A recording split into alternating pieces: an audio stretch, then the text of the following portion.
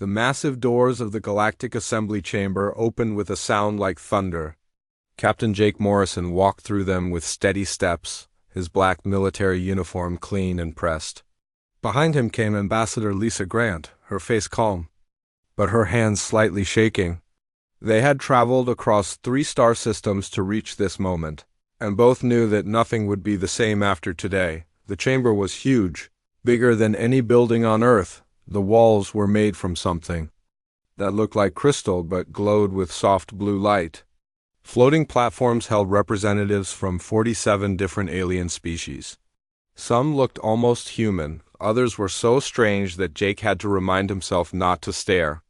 The air smelled of ozone and something sweet that his nose couldn't quite identify.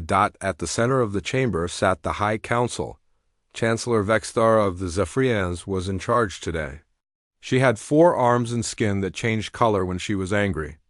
Right now it was a deep purple, which Jake knew meant trouble. Her large black eyes watched him as he walked to the speaking platform. Jake had been in the military for 23 years. He had fought in 3 wars and led missions to 12 different worlds. He was not easily scared. But standing in this room, surrounded by aliens who wanted to control his entire species, he felt the weight of history on his shoulders. Captain Morrison of the United Earth Federation, Chancellor Vexthara said. Her voice came through the translation device in his ear, but he could hear the original sounds she made. They were like musical notes, but cold and sharp. You have been summoned to receive humanity's final judgment. Jake nodded but said nothing. He had learned long ago that sometimes silence was the best weapon. The Chancellor stood up on her floating platform. Her 4 arms moved in patterns that Jake knew meant she was being formal and serious. For 200 years, the Galactic Assembly has worked to bring peace to this galaxy.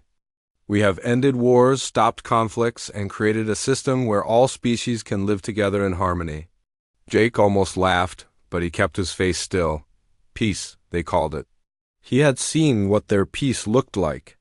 Strong species bullying weak ones while the assembly looked the other way. Pirates attacking trade ships while the peacekeeping forces stayed safe in their bases. Slavers taking people from poor worlds while the council talked about it in meetings that lasted for months. Humanity joined our assembly 50 years ago, the Chancellor continued. At first, we were happy to welcome you. Your species showed promise. You were intelligent, creative, and eager to learn about the wider galaxy. She paused, and her skin color got darker, but we soon learned that humanity has a serious problem. You are violent. You solve problems with weapons instead of words. You build armies instead of hospitals. You prepare for war instead of working for peace. Jake felt his jaw tighten. Violent, they called humans. But who had stopped the Corellian pirates from destroying the trade routes 5 years ago? Who had rescued the Alterian colonies when the plague hit their worlds? Who had fought off the raiders that attacked the peaceful Andorian settlements? It had been human ships, human soldiers, human blood spilled to keep their precious peace. We have tried to help your species overcome these violent tendencies, Chancellor Vexthara said. We offered you our wisdom. We shared our peaceful ways. We hoped you would learn to solve problems without violence. But behind the Chancellor, other council members were nodding. The Valkyrian trade prince made clicking sounds that meant agreement. The representative from the Turian Confederacy blinked his 3 eyes in a pattern that showed support. They all thought humans were the problem. But humanity has not learned, the Chancellor continued. Your military grows stronger each year. Your weapons become more deadly. Your soldiers become more skilled. This cannot continue. The peace of our galaxy is too important to risk. Jake knew what was coming next. The rumors had been flying through human space for months. Some species in the assembly were scared of humanity's growing power. They wanted to do something about it. Now he was about to hear what that something was. Therefore, Chancellor Vexthara announced, the Galactic Assembly offers humanity one final chance. Accept the pacification protocols and you may remain a member of our community. Refuse and face immediate expulsion from the assembly.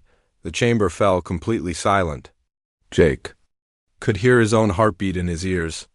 the pacification protocols. He had read the details during the long trip to this world. Earth would have to destroy half of its military fleet. Human colonies would be placed under alien supervision. Human children would be educated by assembly teachers who would remove their violent tendencies. Humanity would become a pet species, kept safe but powerless. Ambassador Grant stepped forward.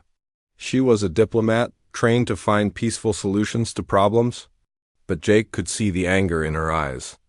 May we ask why the Assembly considers humanity uniquely dangerous? Other species have militaries. Other species have weapons. The Valkyrian trade prince answered, his voice coming through as electronic buzzing sounds. Other species know their proper place. They understand that the Assembly's wisdom must guide their actions. Humanity refuses to accept limits on its behavior. You mean we refuse to be slaves? Jake said quietly. The words hit the chamber like a bomb.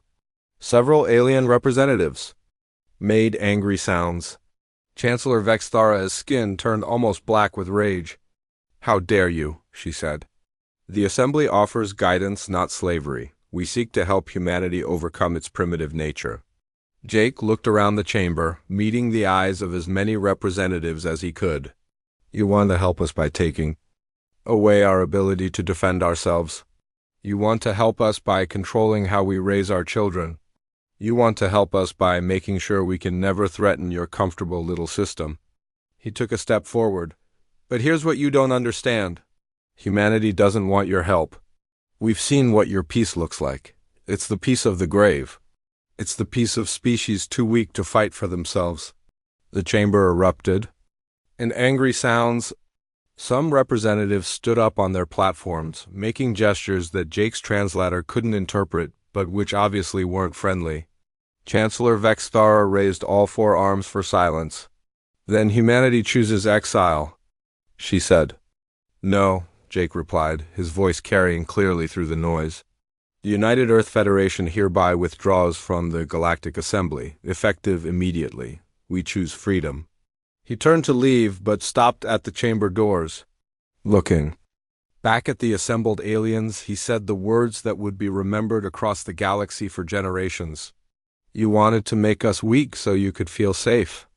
Instead, you're about to learn what happens when you lose the only species that was actually keeping you safe. Then Captain Jake Morrison and Ambassador Lisa Grant walked out of the chamber, leaving behind 50 years of cooperation and stepping into an uncertain future where humanity would stand alone among the stars. Behind them, the Galactic Assembly began the process of learning just how much they had depended on the species they had tried to control. 3 months had passed since humanity walked away from the Galactic Assembly. Admiral Kate Sullivan stood on the bridge of her battleship New Horizon, watching something that made her blood boil. Through the main view screen, she could see a civilian transport ship spinning helplessly in space. Its hull was torn open in 3 places, and debris floated around it like a cloud of metal tears. The ship belonged to the Alterian Trading Company. Kate had worked with Alterians before and liked them. They were small, peaceful creatures who just wanted to buy and sell goods across the galaxy. They had never hurt anyone. Now their ship was dying, and Kate knew exactly who was responsible. Corellian. Pirates, said Commander Ryan Walsh, her second-in-command. He was reading the sensor data on his screen. 3 attack ships, medium class. They hit the transport about 4 hours ago and took everything valuable. Kate clenched her fists. The Corellians were raiders who had been attacking trade ships for decades. When humanity was part of the Assembly, human patrol ships kept them under control. The pirates knew that attacking a convoy protected by human warships meant certain death. But now that humans were gone, the Corellians were getting bold again. What about Assembly peacekeepers? Kate asked. Where were they when this happened? Ryan checked his communications panel. Assembly patrol ship Harmony's call responded to the distress signal. They arrived 6 hours after the attack. By then, the pirates were long gone. 6 hours. Kate shook her head in disgust. When human ships patrolled this area, response time was 30 minutes or less. The Assembly peacekeepers were good at making speeches about peace, but they were terrible at actually protecting anyone. Take us to the transport, Kate ordered. Let's see if we can save some lives. On Earth, President Dan Carter was having the worst day of his presidency. Reports were flooding in from across human space, and none of them were good. He sat in the Situation Room deep under the White House, surrounded by holographic displays showing the galaxy's current state. Red markers indicated pirate attacks. Yellow showed trade route disruptions. Purple marked territorial disputes. There was a lot more red, yellow, and purple than there had been 3 months ago, General. Amy Parker's hologram flickered slightly as she spoke from Mars Command Center. She was in charge of humanity's colonial defense forces, and she looked tired. The situation is getting worse every day, Mr. President. Without our ships backing up assembly patrols, half the galaxy's trade routes are becoming hunting grounds for every raider and pirate gang in known space. President Carter rubbed his temples. He was starting to get headaches from all the stress. What about the assembly's own forces? Surely they can handle basic security without us. That's the problem, sir, General Parker replied. The assembly Navy was always more for show than actual fighting. Their ships look impressive, but most of them have never seen real combat. They were counting on our ships to do the hard work while they took credit for maintaining peace. Defense Secretary Lisa Grant, who had been the ambassador during humanity's final meeting with the assembly, spoke up from her seat at the table. We're getting requests for help from all over the galaxy. The Turian Confederacy wants us to escort their merchant ships. The Andorian Council is asking for protection from slavers. Even some species that voted to kick us out are now sending secret messages asking for military assistance. President Carter looked at the holographic map floating above the table. The galaxy looked like it was covered in infection, with problems spreading from system to system. How long before this affects human space directly? It already is, said Dr. Nathan Cross, head of the Xenosociology Institute. He was humanity's leading expert on alien cultures and behavior. Refugee ships are arriving at our outposts every day. Some are carrying valuable intelligence about what's happening in former assembly space. Others are just desperate people fleeing violence. The president stood up and walked to the large window that showed Earth's blue sky. The assembly branded us as warmongers. They said we were too violent, too dangerous. Now they want our help when things get bad. There's something else, Mr. President, Dr. Cross said quietly. Our intelligence sources report that the Draknari Imperium is mobilizing their fleets near the Outer Rim. They've been quiet for 50 years, but now they're sending scout ships into assembly territory. Everyone in the room went silent.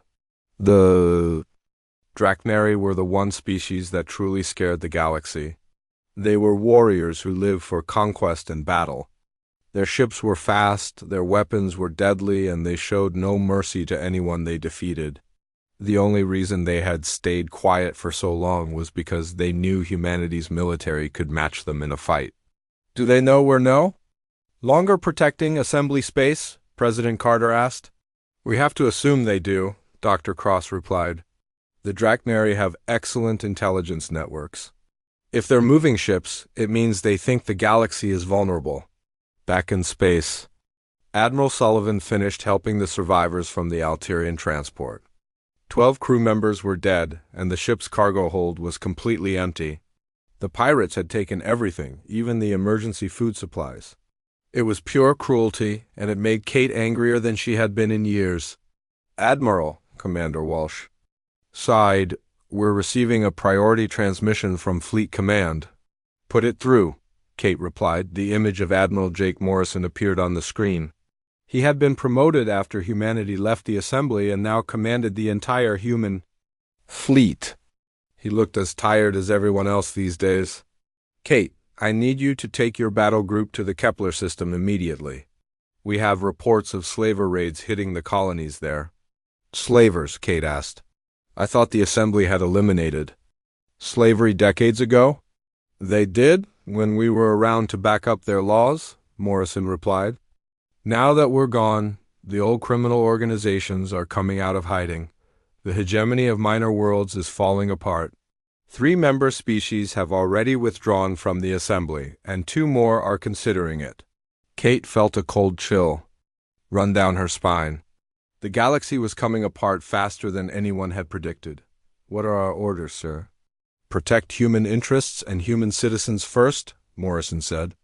"But if you can help innocent people without putting your ships at risk, use your judgment."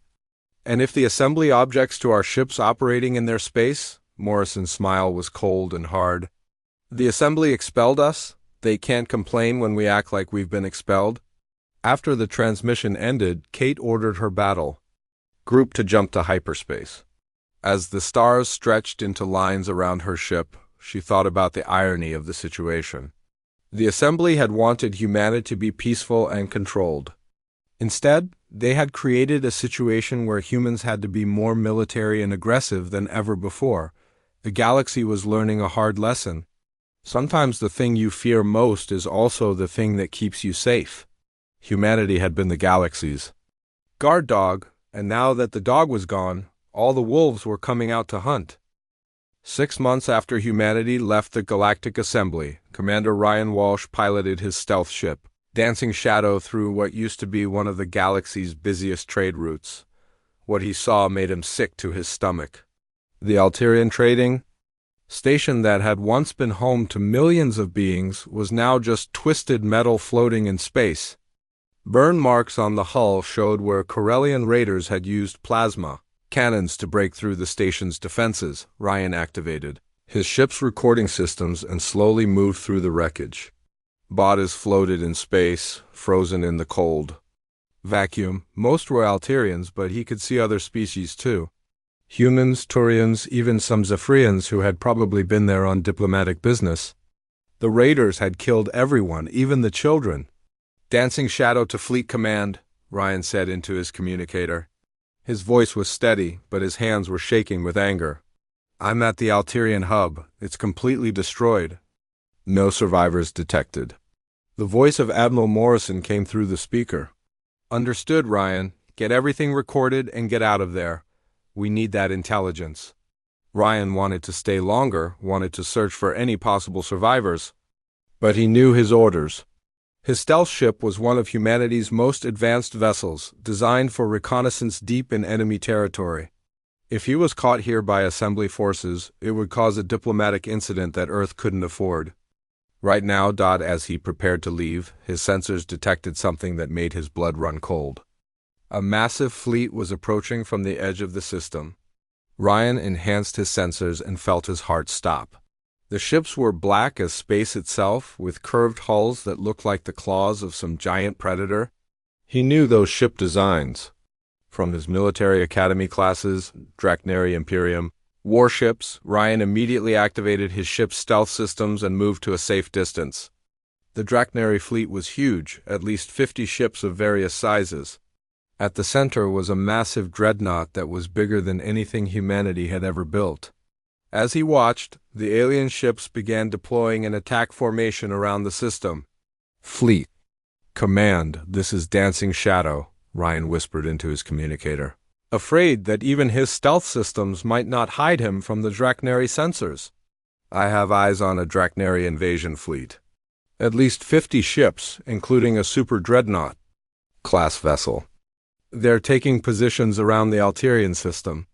There was a long pause before Admiral Morrison replied, "Are you certain they're Drachnary? Positive identification, sir?" "These are definitely Imperium warships. Get back to base immediately." "Ryan, we need to brief the President." On Earth, President Carter stood before an emergency session of the Global Defense Council. Representatives from every human colony and military base were present, either in person or through hologram. The mood in the room was darker than anything Carter had experienced during his presidency. "The intelligence is confirmed, General," Amy Parker announced to the assembled officials. "The Drachnary Imperium has launched a full-scale invasion of former assembly space. Their fleets have already taken 12 systems, and they're advancing on 3 more fronts." Secretary Grant pulled up a holographic map of the galaxy. Red arrows showed Drachnary fleet movements, while blue dots represented assembly forces. The blue dots were retreating on every front. "The assembly navy is completely overwhelmed. Their ships weren't designed for this kind of warfare. The Draknari are cutting through their defenses like paper. Dr. Cross stepped forward with more bad news. Our sources inside Assembly Space report complete panic among the member governments. The Zephyrian Chancellor has declared martial law. The Valkyrian Trade Prince has fled his homeworld with the entire royal family. 3 more species have withdrawn from the Assembly in the last week alone. President Carter studied the map with growing concern. The Draknari advance was faster than anyone had predicted. At their current rate of expansion, they would reach human space within 2 years. What about Assembly requests for assistance? They're coming in every hour, Secretary Grant replied. Formal requests, informal pleas, even threats? Chancellor. Vexthara sent a personal message yesterday demanding that humanity honor its previous defense agreements. Previous agreements that she terminated when she kicked us out, President Carter said with disgust. What's our military assessment of the situation? Admiral Morrison's hologram flickered as he spoke from Fleet Command. Honestly, Mr. President, we could probably stop the Draknari if we deployed our full fleet. But it would cost us thousands of ships and hundreds of thousands of lives. And that's assuming we caught them before they consolidated their new territories. There's another factor to consider, Dr. Cross added. Intelligence reports suggest that some Assembly species are already negotiating surrender terms with the Draknari. If we intervene now, we might find ourselves fighting alone against an enemy that controls half the galaxy. Meanwhile, in space near the human colony of New Boston, Admiral Kate Sullivan commanded the largest rescue operation in human history. Her carrier group Prometheus was surrounded by hundreds of refugee ships from dozens of different species. The beings aboard those ships had fled their homes when the Draknari arrived, carrying only what they could grab in their desperate escape. Colonel Greg Bennett reported from the surface of New Boston, where temporary refugee camps housed nearly 1 million displaced beings. The situation down here is getting critical, Admiral. We're running out of food, medical supplies, and living space. Some of these people haven't eaten in days. Kate looked out at the refugee fleet surrounding her ships. These weren't soldiers or politicians who had caused the current crisis. They were ordinary people whose only crime was living in the wrong place when the Draknari decided to expand their empire. What's the status on permanent resettlement? Earth has agreed to take about 500,000 refugees, mostly skilled workers and their families, Bennett replied. Mars and the outer colonies can handle maybe another 200,000, but that still leaves hundreds of thousands with nowhere to go. And the Assembly governments? Most of them are too busy running from the Draknari to worry about their own refugees. Kate made a decision that she knew would change everything. Open a channel to all refugee ships. When the communication was established, Kate spoke directly to the frightened beings who had lost everything. This is Admiral Kate Sullivan of the Human Colonial Fleet. I want you to know that as long as you remain in human space, you are under our protection. Any Draknari ships that threaten you will have to go through us first. The response was immediate. Thousands of voices in dozens of languages filled the communication channels, all saying the same thing in different ways. Thank you, but Kate knew that promises of protection meant nothing without the strength to back them up.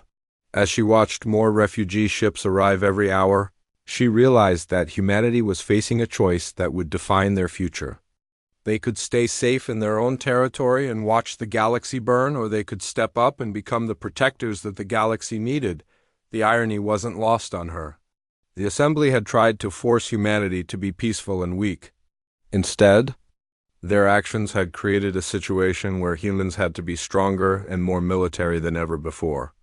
The galaxy had rejected their guardians, and now they were learning what life was like without protection. In the distance, Kate could see the lights of more ships approaching. Some were refugees seeking safety. Others might be Draknari scouts, looking for weaknesses. Either way, humanity would have to be ready for whatever came next. The Draknari invasion fleet surrounded Gallows Prime like a dark cloud of death. General Tony Rodriguez watched from the dropship Red Eagle as the Assembly's capital world burned beneath him. The planet's orbital defense stations were all ready.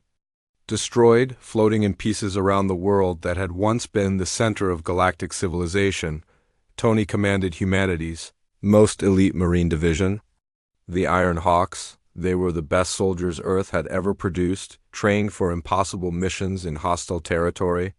Today they were flying into what everyone knew was a suicide mission.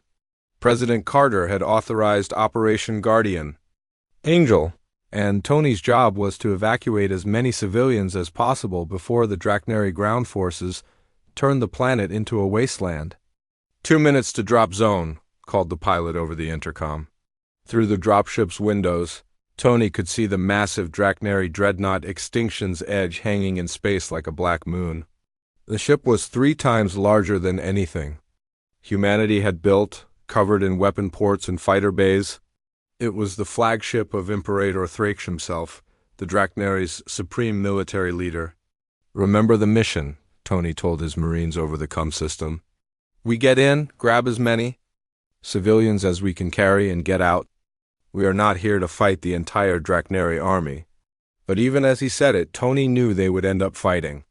That's what Marines did. In space above the planet, Captain Helen Torres commanded the new human dreadnought Armstrong. The ship was humanity's latest design, built using technology that the aliens didn't understand and couldn't copy. Around her, the human fleet that had emerged from hyperspace was smaller than the Draknari force, but every ship was crewed by veterans who had been fighting pirates and raiders for months. "All ships, this is Armstrong," Helen announced over the fleet communication system. "Remember, we're not here to conquer anyone. We're here to stop a genocide. Hit them hard and hit them fast." The battle began when the Draknari launched their fighters. Thousands of small black ships poured out of the enemy fleet like angry insects, but the human pilots were ready. Commander Pete Adams led the first fighter squadron into the enemy formation, his ship dancing through Draknari fire with moves that seemed to defy physics. "Their pilots are good," Pete reported over the radio, "but they fight like they're still in training exercises. They follow patterns we can predict." That was the key to understanding the Draknari. They were excellent warriors, but they were also creatures of habit. Their entire culture was built on tradition and following the same tactics that had worked for thousands of years. Humans, on the other hand, had learned to adapt and improvise in every battle they fought. On the surface of Galactic HFY, Tony and his Marines moved through the burning capital city. The beautiful crystal buildings that had housed the assembly government were cracked and falling. Bodies lay in the streets, mostly civilians who had been caught in the open when the bombing started. "Contact," called Sergeant Linda Hayes over the radio. "Draknari ground troops, 2 blocks ahead." Tony moved his unit into position and got his first close look at the enemy soldiers. The Draknari were tall, covered in natural armor that looked like black scales. They carried weapons that fired bolts of energy hot enough to melt steel. But they moved in formation, following patterns that Tony had studied during his years of military training. "Squad 1, flank left. Squad 2, suppressing fire. Squad 3, follow me," Tony ordered. The fight was over in minutes. Human tactics and training proved superior to Draknari strength and armor. Tony's Marines moved like ghosts through the urban terrain, hitting the enemy from unexpected angles and disappearing before they could respond. But the real battle was happening in space, where Dr. Sarah Kim's research was finally paying off. For months, she had been studying Draknari culture and military organization. She had discovered something that could change everything. "Admiral Morrison, this is Dr. Kim," she said over the secure communication channel. "I'm transmitting the intelligence package now. The Draknari command structure has a critical weakness." Admiral Morrison received the data on his flagship and immediately understood what Dr. Kim had found. The Draknari military was built like a pyramid, with absolute loyalty flowing upward to their leaders. If you could remove the right commanders at the right time, the entire structure would collapse into chaos. "All units, new priority target," Morrison announced to the fleet. "We need to capture or eliminate Imperator Thrakes himself." That mission fell to Lieutenant Colonel Max Turner, who commanded humanity's Special Operations Forces. Max was a legend among human soldiers, a man who had never failed a mission in 15 years of service. Today he would attempt something that everyone said was impossible. Max's stealth ship, Ghost Protocol, approached the massive Draknari dreadnought using technology that made it invisible to enemy sensors. The ship was so advanced that even human scientists didn't fully understand how it worked. It had been built using principles discovered in ancient ruins on a dead world at the edge of human space. Beginning infiltration, Max reported as his ship docked with the enemy vessel. Radio silence until mission complete. Inside the Draknari ship, Max and his team moved through corridors filled with enemy soldiers. The aliens were so confident in their ship's defenses that they never imagined human soldiers could be walking among them.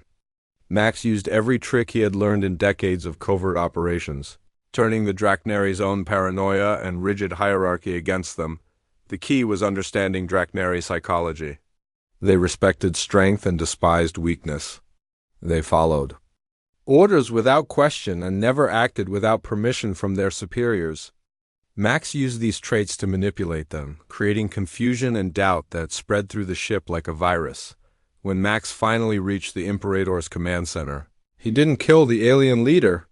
Instead, he did something much more damaging to Draknari morale. He captured Thrakes alive, using weapons that left the Imperator helpless but unharmed. The effect on the Draknari fleet was immediate and devastating. Without their supreme commander, the rigid military structure began to fall apart. Ship captains argued about who was in charge. Some vessels retreated to protect their homeworlds. Others fought among themselves for leadership of the invasion. Forced in 18 hours, the mighty Draknari invasion fleet had destroyed itself from within. Human forces watched in amazement as enemy ships turned on each other or simply fled the battle. The species that had terrorized the galaxy for centuries had been defeated not by superior firepower, but by superior understanding of their own weaknesses. Captain Torres stood on the bridge of the Armstrong and watched the last Draknari ships disappear into hyperspace. Around her, the human fleet remained in formation, ready for whatever came next. They had won this battle, but everyone knew the war was far from over. On the surface of HFY, General Rodriguez's Marines continued their rescue operations. Thousands of civilians had been saved, including most of the Assembly's surviving government officials. The same aliens who had expelled humanity from the galaxy now owed their lives to human soldiers. The galaxy would never be the same after. Today, humanity had proven that they were not just another species with guns and ships. They were warriors who understood war in ways that other species could not match. They fought not just with weapons, but with intelligence, creativity, and the willingness to do whatever was necessary to protect innocent lives. 1 year after humanity walked away from the Galactic Assembly, Admiral Jake Morrison stood on the observation deck of Titan Station and watched the busiest construction project in human history. Massive ships moved through space-carrying building, materials from a dozen different worlds. Robot workers floated outside the station, welding new sections onto the growing structure. This wasn't just a space station anymore. It was becoming the center of a new kind of galactic government. Jake had seen a lot of changes in the past year, but nothing compared to what had happened after the Battle of HFY. The old Galactic Assembly had collapsed completely within weeks of humanity's victory over the Draknari. Chancellor Vexthara's government fell first, replaced by a coalition of species too frightened to do anything but beg for human protection. 3 more assembly worlds declared independence and immediately asked to join humanity's growing alliance. The Valkyrian trade prince had fled to human space and offered his entire merchant fleet in exchange for citizenship. "The transformation is remarkable," said Dr. Nathan Cross, joining Jake at the observation window. The xenosociology expert looked tired but satisfied. A year ago, most alien species saw humans as dangerous primitives. Now they're lining up to join our protection network. Jake nodded but didn't smile. Victory had come at a terrible cost. Thousands of human soldiers had died in the fighting after humanity left the assembly. Entire colonies had been evacuated when pirate raids became too dangerous. The economic strain of protecting dozens of alien species had pushed Earth's resources to their absolute limits, but somehow, it had worked. The galaxy was more peaceful now than it had been in decades, not because humanity had been pacified, but because they had become the ultimate peacekeepers. "How many species are we protecting now?" Jake asked. 43 at last count, Dr. Cross replied. "That's more than were ever in the original assembly. And unlike the old system, these species actually contribute to their own defense instead of just expecting us to do everything." Down in the station's command center, Admiral Ryan Walsh monitored the sector defense network from his position at the central control console. The system was humanity's greatest achievement, a web of patrol routes, listening posts, and rapid response fleets that covered most of the known galaxy. Where once there had been confusion and delayed responses, now there was order and swift justice for anyone who threatened peaceful commerce. "Admiral Morrison to Command Center," came Jake's voice over the intercom. "What's our current status?" "All green across the board, sir," Ryan replied. "Third Fleet is escorting a Turian merchant convoy through the Outer Rim.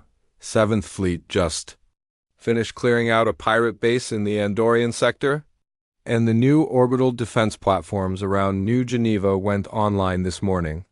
Any assembly remnant activity? Nothing significant. A few minor worlds are still trying to maintain the old government structure, but they have no real power or influence. Most former assembly species have either joined our protection network or gone completely independent." On Earth, President Don Carter was beginning his second term with approval ratings higher than any leader in human history. The man who had been forced to choose between submission and isolation had instead created something entirely new. Humanity had become the galaxy's unofficial government, not through conquest or politics, but through simple necessity. "The reports from our diplomatic teams are encouraging," Secretary Lisa Grant told the President during their weekly briefing. "The hegemony of minor worlds has formally requested inclusion in our defense treaty system.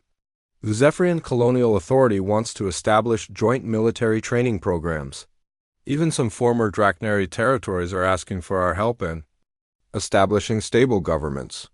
President Carter looked out the window of the Oval Office at the busy streets of Washington. Alien diplomats and merchants were common sights now, working alongside humans in every major city on Earth.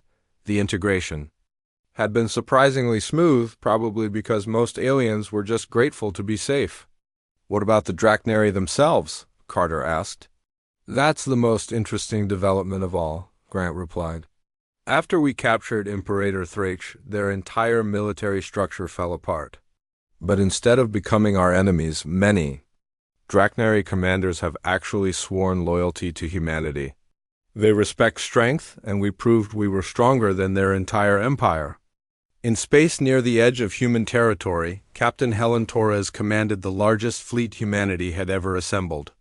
But unlike the battle fleets of the past, most of these ships carried supplies and construction equipment instead of weapons.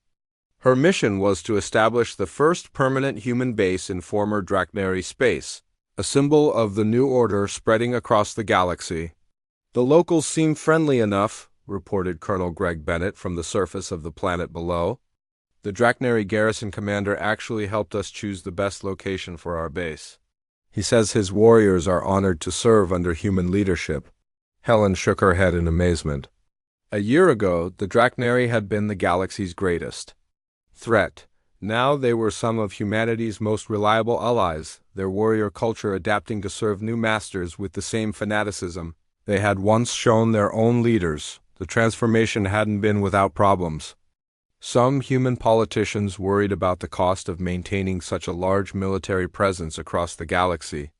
Others questioned whether humanity had the right to impose their values on alien civilizations. But the results spoke for themselves. Trade was booming across all major routes. Piracy had dropped to the lowest levels in recorded history. Wars between species had virtually disappeared. Slavery, which had been making a comeback after humanity left the assembly, was once again eliminated wherever human ships could reach. Dr. Sarah Kim, now director of the new Galactic Relations Institute, published reports showing unprecedented cooperation between species that had been enemies for centuries. Fear of losing human protection has forced ancient rivals to resolve their differences, she wrote. Species that spent millennia fighting over resources are now working together on joint projects. As Jake Morrison watched another convoy of mixed human and alien ships depart for the Rim territories, he couldn't help but think about the irony of the situation. The Galactic Assembly had been right about humanity being dangerous. Humans were predators among sheep, wolves who could tear apart any challenge to their authority, but the Assembly had been wrong about what that meant. They thought making humans weak would create peace. Instead, they had learned that sometimes peace only comes when the strong have good reasons to protect the weak. Humanity hadn't abandoned the galaxy. They had simply refused to be controlled by its limitations. And in the end, that had made all the difference. The galaxy was safer now than it had ever been. Not because its guardians were peaceful, but because they were strong enough to enforce peace on anyone who threatened it. The old assembly had tried to create harmony through weakness and compromise. The new human-led system created it through strength and the willingness to use that strength to protect those who couldn't protect themselves. Jake smiled as he watched the stars beyond the station. Somewhere out there, alien children were growing up in a galaxy where trade ships didn't disappear, where pirates feared to attack civilian targets, and where major wars were things they only read about in history books. It had taken the galaxy's rejection to teach humanity their true purpose among the stars. They weren't meant to be just another member species in someone else's government. They were meant to be the guardians who made sure everyone else could sleep safely at night. And finally, after a year of chaos and transformation, the galaxy was learning to sleep well again.